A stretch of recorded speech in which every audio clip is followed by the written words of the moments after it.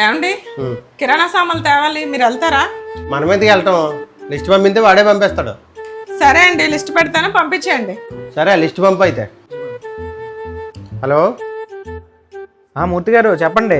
ఏం లేదండి, కిరాణా సామాన్లు లిస్ట్ పెడతాను, ప్యాక్ చేసి ఉంచండి, నేను వచ్చి పట్టుకెళ్తాను. ఎంత మాట? ఈ మాత్రం దాన్ని మీరెందుకండి షాప్ దగ్గర రావడం? మీరు లిస్ట్ పంపించండి, నేను ఇంటి దగ్గర ఉన్నాను. షాప్కి వెళ్ళగానే ఒక అరగంటలో పంపించేస్తాను. సరే అండి. రమా, షాప్ వాడు అరగంటలో పంపించేస్తానుడే.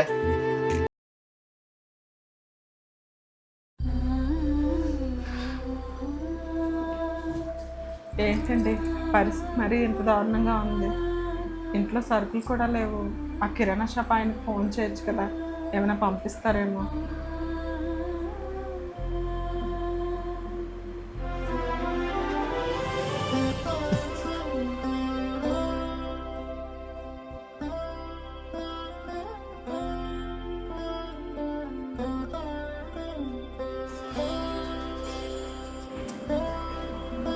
చెప్తున్నాడు.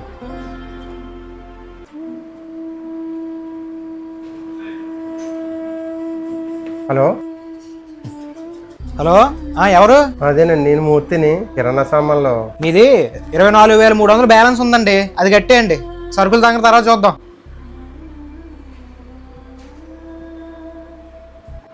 అదేంటండి అతను అంత మాట అనేసారు? మీరంటే అతనికి చాలా గౌరవం కదా. డబ్బు ఉంటేనే ఈ సంఘంలో గౌరవం మర్యాద అన్నీని. డబ్బు లేక ఏముండవు. అందుకనే డబ్బు ఉన్నప్పుడే జాగ్రత్త పడాలి. నువ్వైనా, నేనైనా, మీరైనా.